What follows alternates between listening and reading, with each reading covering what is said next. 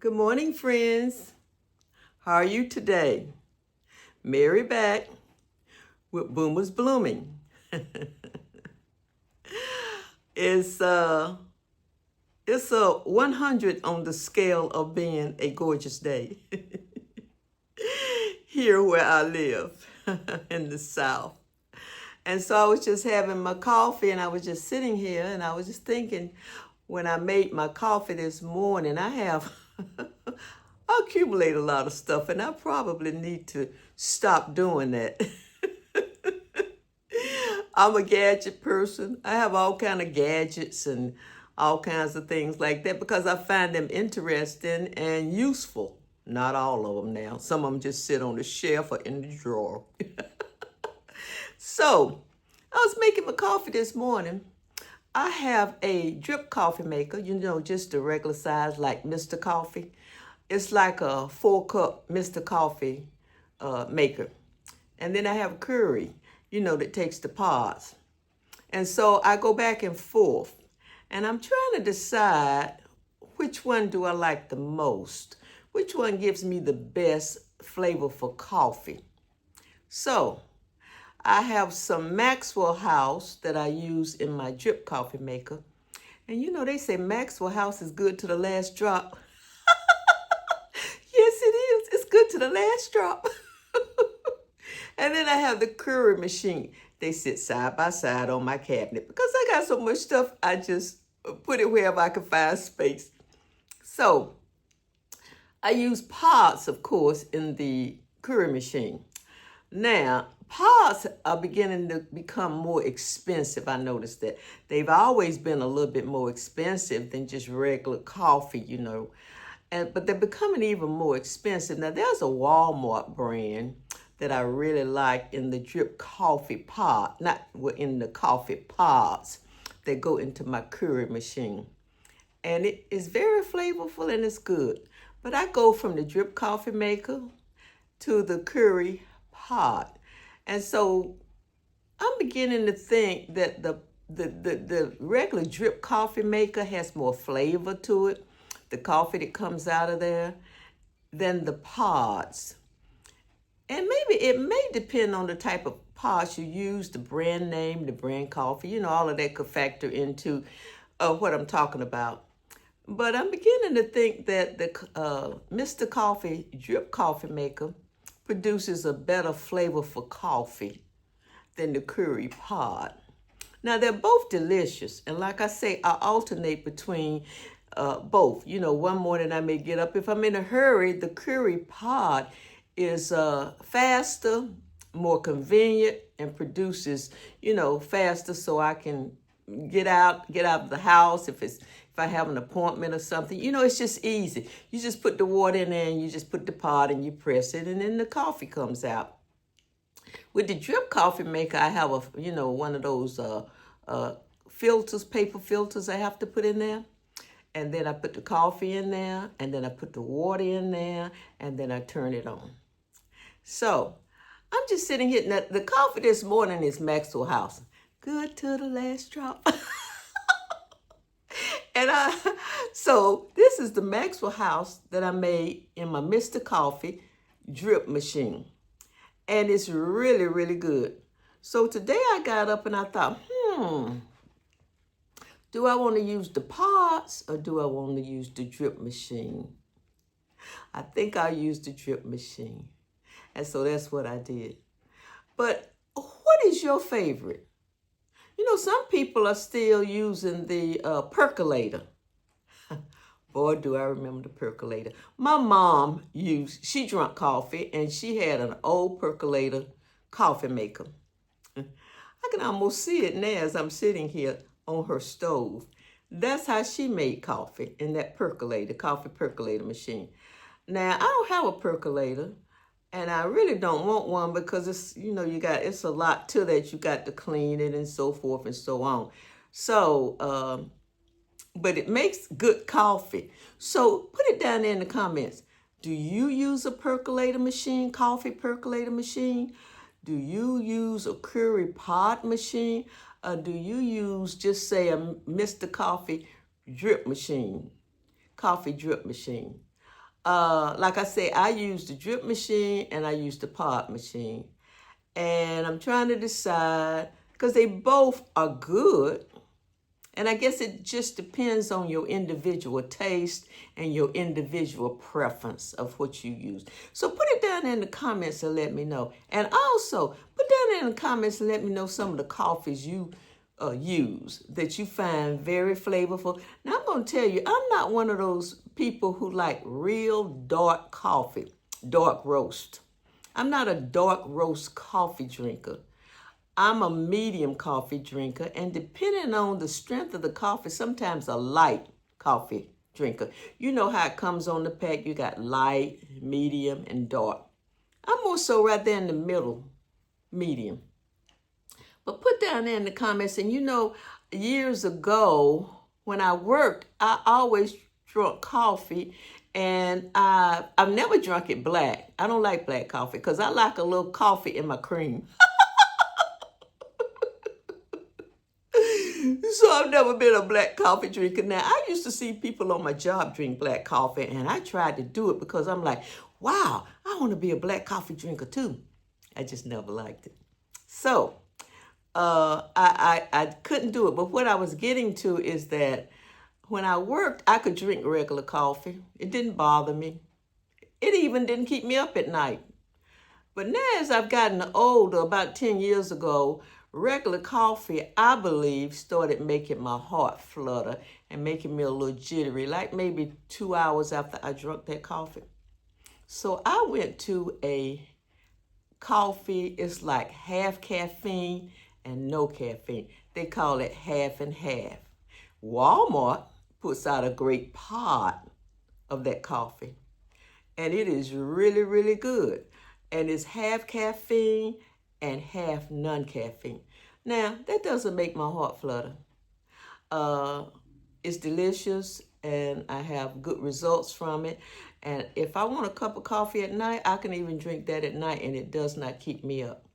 Now, Starbucks also puts out a good half and half coffee.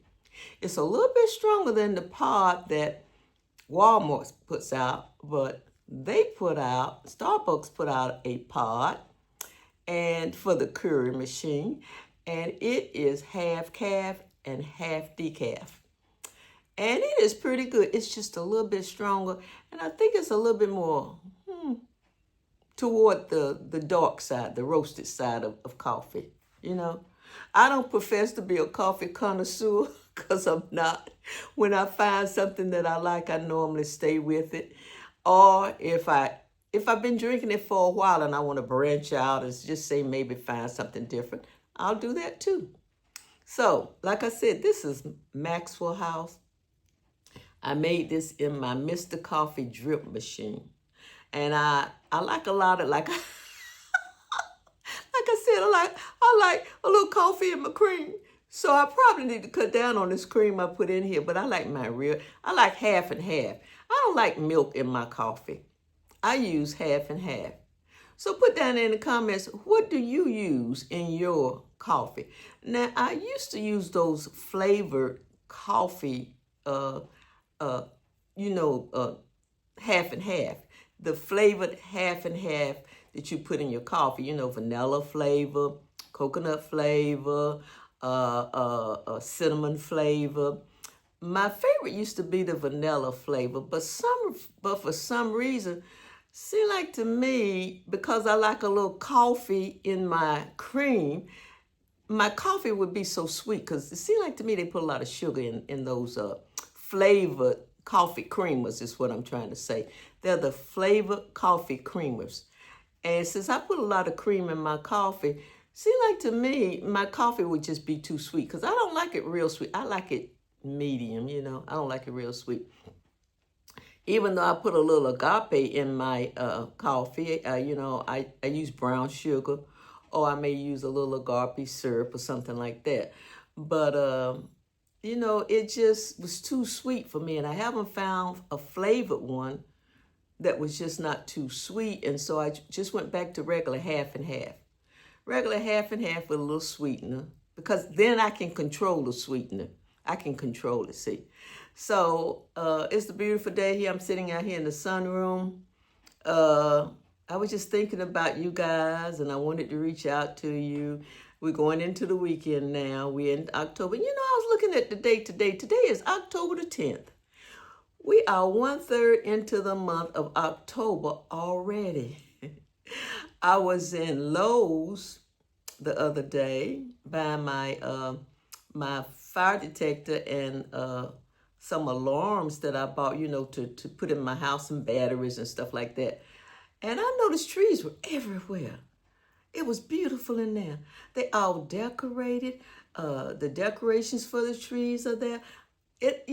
We getting earlier and earlier with retail. Retail is getting earlier and earlier, and it's probably affecting how we decorate too.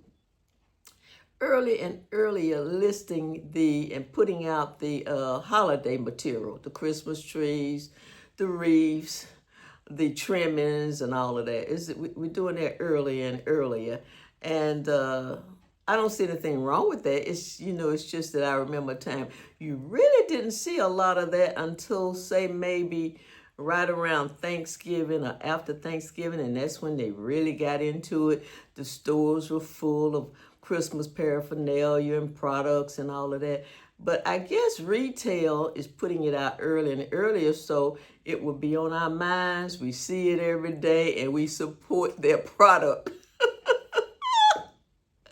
But it's all right. It's all right. So Lowe's was just lit up. Tall Christmas trees, medium-sized Christmas trees, small Christmas trees. I'm trying to decide this year if I'm going to put up a tree. Now, I had a small tree. I guess it was probably like a little four-foot tree. And I used to put it up every year. And then I got so where I didn't want to put up a tree. I just wanted to put little decorations around the house, a wreath on the door, little snowman on my desk, things like that. Just little ornaments. I didn't really go into putting up a tree. And I'm trying to, and so I got rid of the tree. I took the tree to Goodwill. So I don't have that little tree anymore. And I'm trying to decide, do I want to do that this year? Just buy me a little small tree? Because I still have the decoration. Well, most of them. A lot of them I took to Goodwill when I took the tree there. So I'm trying to decide, do I want to put up a tree this year? Or do I just want to put a wreath up, put the decorations up? Where I grew up, there was an old saying, and I don't know if you guys have heard this. Those decorations you put up during the holidays, the Christmas trees, the wreaths, the ornaments, and all of that, you had to have those down before New Year's Day. Because if you didn't, you'd have bad luck during that year that was coming in. So they used to say, take all of that stuff down. Don't have any of that stuff up on the first day of the year. All of those trees and all of those wreaths and all of that Christmas paraphernalia, that stuff needs to be taken down and put away. And let me tell you, when I was growing up, those older folk really adhered to that. They took all of that stuff down. And then, there's another saying they used to say back then, too. They had so many sayings back then. Another saying was, excuse me. Another saying was, you do not wash anything on the first day of the new year. Because if you do, you are washing somebody out of your family. That's what they used to say. If you do any washing on the first day of the new year, you are washing someone out of your family. And so nobody would wash. Well, of course, they wash their faces and stuff. But as far as hooking up the washing machine, actually washing clothes, no. They didn't do none of that. And there was another saying too. Now, my mom adhered strictly to this saying because my father passed when I was very young. My mom raised us. And so we didn't have a man in the house. It was just, my brother was small, and so was I, and my mom. And so they had a saying back there, the first person to come to your door on the first day of the new year had to be a man. It could not be a woman. They would not let a woman come to the door and come inside the house on the first day of the new year because they said it would make you have bad luck all year. So my mom and her neighbors had these guys, and they knew they would come to the house early on the first day in that year. And they would come in and walk through the house. They would speak. They would walk. I remember this so vividly. They would walk through the house. They would speak and everything. And that would prevent the person that lived there from having bad luck. You know, there were a lot of old sayings, just like those sayings about cooking, what is it? It's not pinto beans, it's black-eyed peas. Black-eyed peas. Just about every stove back there had a pot of black-eyed peas because the saying was it would bring you good luck during the year. And I don't know if you guys remember hog maws and stuff like that. Hog maws were part of the pig's stomach, I believe, and I think that's what they used to call them, hog maws. Every house pretty much in the area would have that on the stove. Black-eyed peas and hog maws. Because that signal a very good new year. It signaled lunch and it signaled luck, and it signaled a good year, that the incoming year was going to be a good year full of luck and full of finance. And so I don't know where you live, but like I say, we had all of these sayings when I was coming up, and I'm like, well, wow. And I'm going to tell you one thing. A lot of those older folk adhered to those sayings and adhered to those customs. They had these customs of doing things. Nobody would come in my house on the first day of that new year unless they were a man. My mom wouldn't let in anybody like that. She would not let in a woman or a female. And so I know we're just talking about customs and we're just talking about things that people used to believe in. I think those things have pretty much gone out today. People are more, they don't get it. Now they get into other stuff now. We know that, don't we? They get into some stuff that I think, oh, you don't even need to get into that. But then there are some things that I think we believed and got into that we did not believe. We shouldn't have gotten into, in other words. We shouldn't have believed some of those old sayings. Now, some of those old sayings, I don't know where they came from. I guess they were just passed down from generation to generation. And then there it was, bam, in my mom's generation. Now, I like to have my Christmas decorations down before the first day of the new year. Yes, I do. I sure do. That wreath is coming down, that tree is coming down, and I'm putting up all of those ornaments. I guess it's just ingrained in me. But they're going to be down. They're going to be down. And I'm not going to have all that stuff sitting around. And I don't wash clothes on the first day of the new year. I'm not taking any chances. Now, do I believe that stuff? Probably no. I'm not taking any chances. These are old wives' tales, I know. That tree is coming down, and that washing machine is going to sit still for that first day of that new year. And guess what?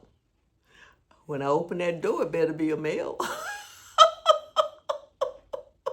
Even though I really know up here that these are just old wives' tales. But I'm not taking any chances. So friends, put down there in the comments some of the old wives' tales you all have. Some of the things people used to say, some of the customs people used to have and carry out.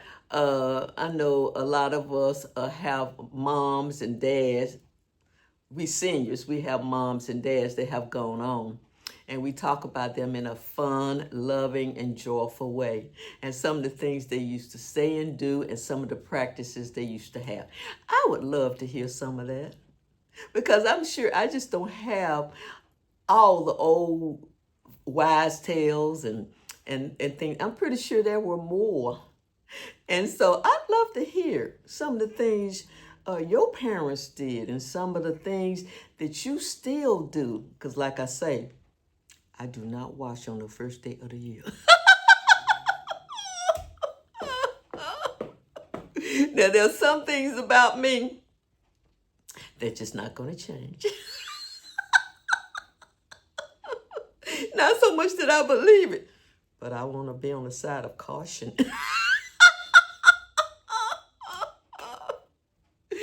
So listen, guys, I'm going to let you all go wherever you are, what state, country, whatever. Have a good time. Enjoy yourself.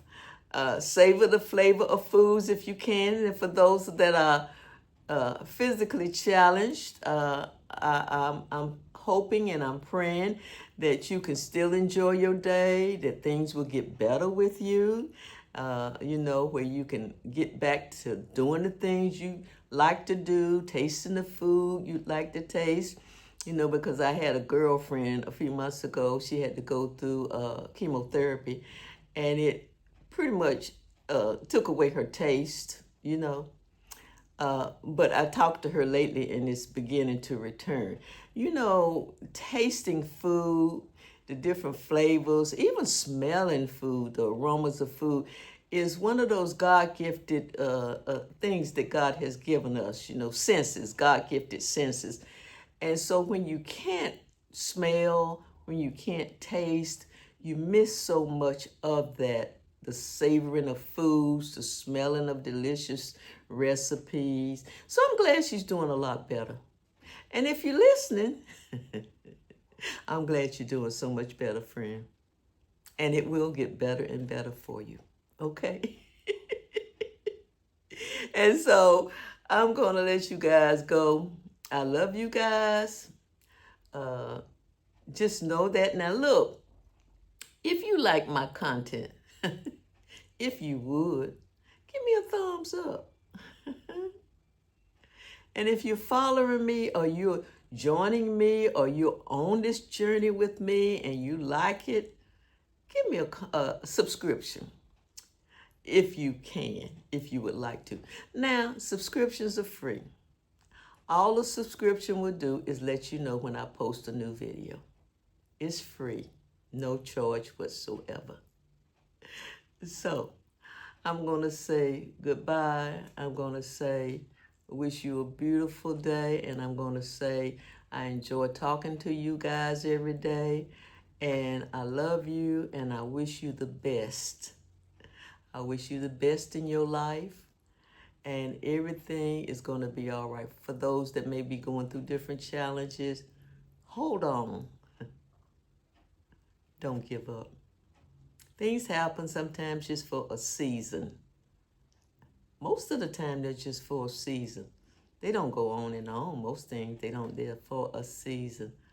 Like I said in one of my videos, it can rain 14 days, 10 days, whatever. But we know eventually the sun is going to come out.